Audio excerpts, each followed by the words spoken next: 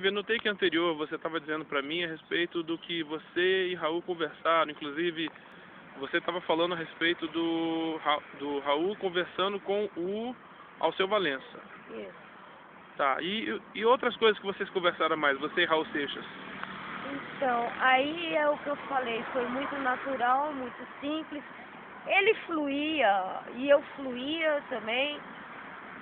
O que o Raul gostava muito era de conversar sobre porquês, de me falar as buscas, e aonde, por exemplo, em Deus, em diabo, em astrologia, em astronomia, a piração dele era um disco voador, e a gente falava sobre disco voador, a minha mãe ouvia muito trigueirinho. E o cara é um mestre de disco voador, né? Então eu entendia pouco. Raul entendia mais, mas a gente conversava sobre isso, sabe? Sobre a morte, era um assunto, eu realmente tinha medo, sabe, de morrer. Ele tinha curiosidade, mas eu acho que aquela curiosidade dele tinha um pouco de medo. Então, a gente conversava sobre isso, e o Raul, ele se entregava.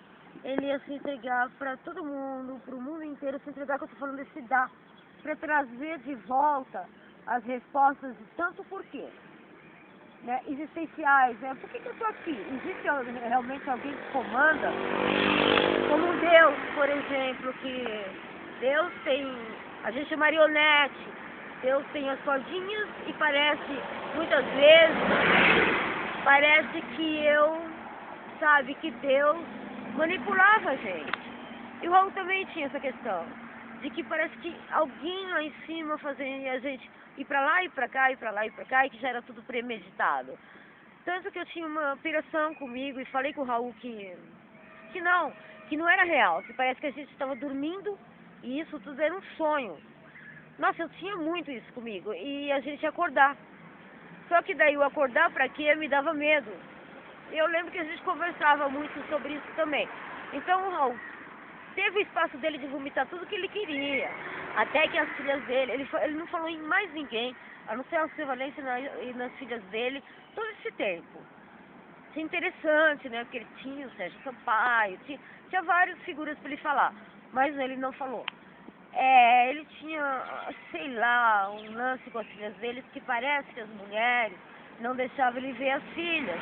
Então o Raul, ele falava de um assunto ali e voltava nesse assunto, ele era assim. Eu fui vendo aos poucos que ele era hiperativo, muito hiperativo. Ele falava num assunto, entendia esse assunto, buscava esse assunto e já jogava outro. E eu acelerava, e engraçado, a gente tinha uma compreensão um no outro, parece que a gente combinou um jeito de falar um com o outro. Porque eu saí assim, satisfeita, ele se tornou mesmo meu papai rock and roll. Não aquele pai castrador que eu tinha, que ia me reprimir todas essas buscas que eu tinha, mas um que ia responder, que ia no âmago de todas essas questões, porque ele também ia no âmago de todas essas questões dentro dele, sabe, as buscas dele, e era isso que ele quis passar para o mundo.